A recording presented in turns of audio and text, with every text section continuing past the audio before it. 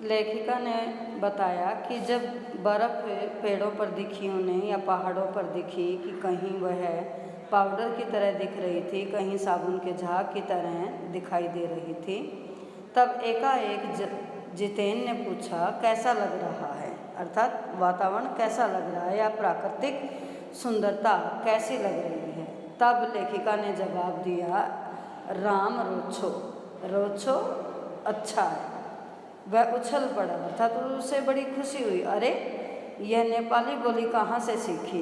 क्योंकि अच्छा को नेपाली में रोचो कहते हैं और नेपाली भाषा वहाँ की थी और लेखिका तो यहाँ हिंदी भाषी थी, तो इसलिए जितेन को बड़ा अच्छा लगा, वो खुश हुआ। अरे, यह नेपाली बोली कहाँ से सीखी?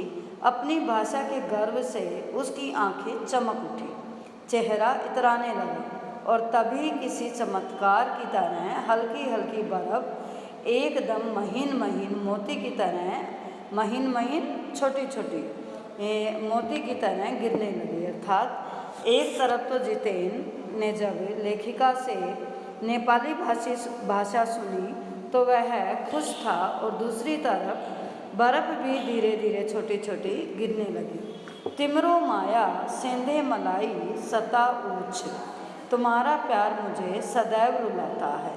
चाहूँ और बिखरी यह बर्फीली सुंदरता जितेन के मन पर भी थाप लगाने लगी थी। प्रेम की झील में तैरते हुए झूम झूम गाने लगा था वह, अर्थात उसने भी अपनी नेपाली भाषा में गाना शुरू कर दिया था। तिमरो माया सेंधे मलाई सताऊछ, अर्थात तुम्हारा प्यार मुझे सदैव रुलाता है। तो वह गाने लगा क्योंकि एक तरफ तो उसे अपनी भाषा पर गर्व हो रहा था कि यात्री भी हमारी भाषा बोलने लगे और दूसरी तरफ मौसम भी बहुत अच्छा हो रहा था।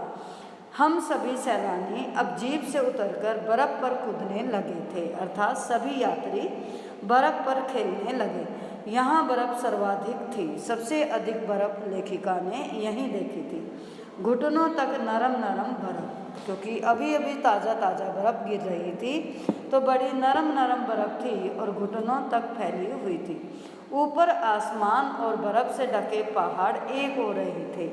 कई सैलानी बर्फ़ पर लेटकर हर लम्हे की रंगत को कैमरे में कैद करने लगे थे, अर्थात ऐसा सुहावना मौसम देखकर यात्री जो है अपने कैमरे से फ़ोटो ले रहे थे कि ताकि उस वातावरण की याद बनी रहे और वो कैमरा में उस सब पूरे वातावरण को कैद करना चाहते थे।